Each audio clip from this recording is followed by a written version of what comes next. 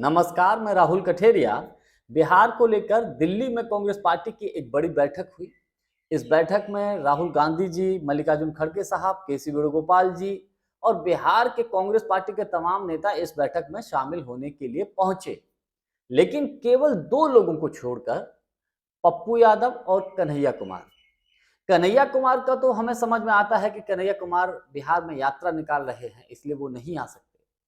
लेकिन पप्पू यादव जो लगभग लगभग कांग्रेस पार्टी की हर मीटिंग में शामिल होते हैं, उन पप्पू यादव को कांग्रेस पार्टी ने बिहार की जब बैठक हो रही थी, बिहार के नेताओं की जब बैठक हो रही थी, तो उस मीटिंग में क्यों नहीं बुलाया?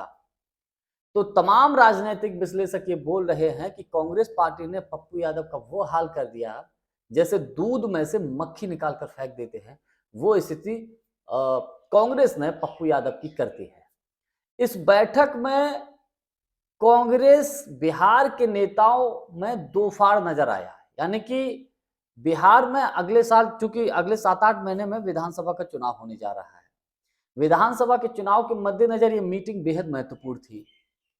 राहुल गांधी जी ये समझना चाहते थे कि बिहार में किस तरीके से चुनाव लड़ना चाहिए और एक एक विधायक से, एमएलसी से और जो राज्यसभा सांसद हैं उनसे राय ली गई। अधिकतर विधायक लालू प्रसाद यादव जी के साथ मिलकर चुनाव लड़ने के पक्ष में थे, लेकिन कुछ लोग अकेले चुनाव लड़ने के भी पक्ष में थे, यानी कि आरजेडी के खिलाफ थे, लालू प्रसाद यादव जी के खिलाफ थे। उसके बाद कृष्णा अल्लावरू जी प्रेस कॉन्फ्रेंस करते हैं। सीएम फेस की जब बात आती है तो कृष्णा अल्लावरू जी बोल देते हैं कि भैया, सीएम फेस जब घटक दल के साथ बैठक होगी तब सीएम फेस तय होगा। सवाल यहां पर यह बनता है कि जिन पप्पू यादव ने इतने महीनों से लगातार कांग्रेस के पक्ष में प्रचार करते हैं, किसी भी राज्य में अगर विधानसभा का चुनाव होता है पप्पू यादव वहां लगा दिए जाते हैं, प्रचार करते हैं। झारखंड में, महाराष्ट्र में, दिल्ली में, हरियाणा में, हर जगह पप्पू यादव पहुंच जाते हैं। और जब उसी बिहार के विधानसभा के चुनाव के मद्देनजर जब बैठक हुई तो उनको बुलाया नहीं गया। पप्पू यादव ने भी इसको लेकर अपनी नाराजगी व्यक्त की है मीडिया से। देखिए, पप्पू यादव बहुत मेहनती और मैं यूं कहूं कि बहुत काबिल व्यक्ति हैं। कांग्रेस के भीतर एक धड़ा नहीं चाहता कि पप्पू यादव की कांग्रेस पार्टी में एंट्री हो, यानी कि पूर्व प्रदेश अध्यक्ष, साफ साफ पे बता दूं, पूर्व प्रदेश अध्यक्ष अखिलेश प्रसाद सिंह।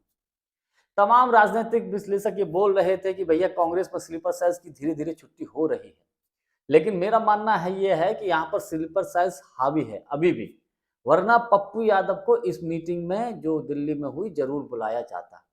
पप्पू यादव कितने काबिल और कितने मेहनती हैं इसका उदाहरण आप ऐसे समझिए। 24 के लोकसभा के चुनाव से पहले पप्पू यादव ने पहले अपनी पार्टी का विलय कांग्रेस पार्टी में किया। उसके बाद 24 के लोकसभा के चुनाव में वो कांग्रेस पार्टी के सिंबल पर पूर्णिया से लोकसभा का चुनाव लड़ना चाहते थे, लेकिन लालू प्रसाद यादव और अखिलेश प्रसाद सिंह जी ने कांग्रेस पार्टी के आगे लाइन खींच दी कि पप्पू यादव कांग्रेस के सिंबल पर चुनाव नहीं लड़ सकते।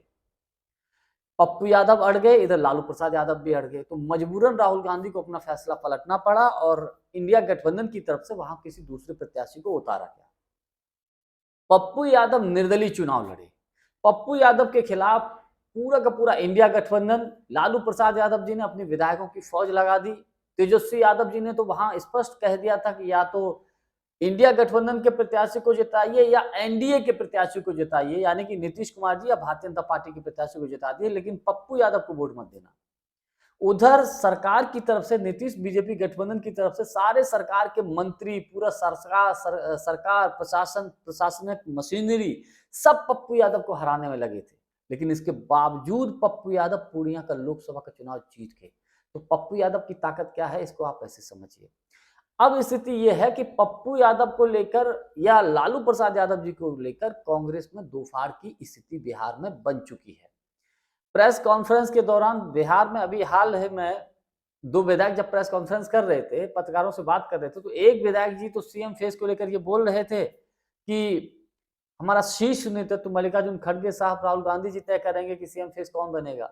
और बगल में उनके दूसरे विधायक जी ये खुलकर बोल रहे थे कि सीएम फेस तो तेजस्वी यादव जी हुई होंगे। यानी कि ऐसा लगता है कि लालू प्रसाद यादव जी ने अपने लोग कांग्रेस के सिंबल पर लड़ाए और वो चुनाव जीत गए। वो नाम के लिए कांग्रेस में है, लेकिन वो आरजेडी के कायदे में लोग हैं। अब देखने वाली बात ये होगी, जो कृष्णा अल्लावरू जी बड़ी बड़ी बातें करते थे कि कांग्रेस ए टीम बनकर चुनाव लड़ेगी, कांग्रेस ऐसा करेगी, कांग्रेस वैसा करेगी। पप्पू यादव को लेकर और कांग्रेस बिहार में क्या अपनी मजबूती से अपनी शर्तों पर चुनाव लड़ पाएगी, ये बहुत बड़ा अब प्रश्न चिन्ह खड़ा हो गया है। क्योंकि इस एक बैठक के बाद अगर पप्पू यादव, मेरा व्यक्तिगत मानना यह है कि कांग्रेस से अलग होते हैं तो कांग्रेस को बहुत बड़ा नुकसान ही होगा।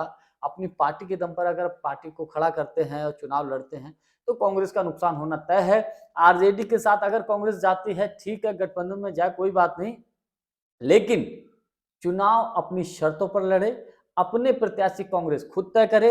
ऐसा ना हो कि पिछली बार की तरह या हमेशा की तरह लालू प्रसाद जी कांग्रेस के विधायकों की लिस्ट तय करते हैं, कौन प्रत्याशी कांग्रेस की किस सीट से चुनाव लड़ेगा ये लालू जी तय करेंगे। उसमें होता यह है कि वो अधिकतर लोग अपने ही कांग्रेस के सिंबल पर लड़वा देते हैं और बाद में वो कांग्रेस के आरजेडी के पक्ष में खुलकर बातें करते हैं। यही स्थिति इस बैठक में हुई। लेकिन मैं एक बात दावे के साथ कह सकता हूं कि पप्पू यादव जी के साथ जिस तरीके से उनको नजरअंदाज किया जा रहा है, बेहद नाइंसाफी हुई है। अब देखने वाली बात यह भी है कि कांग्रेस पार्टी क्या कदम उठाती है आने वाले वक्त में। क्या पप्पू यादव को साथ लेती है या पप्पू यादव को जैसे दूध में से मक्खी निकाल कर फेंक देते हैं, वही स्थिति कर देती है। जानकारी हमारी आपको कैसी लगी कमेंट्स करके हमको जरूर बताइएगा। बहुत बहुत धन्यवाद। नमस्कार।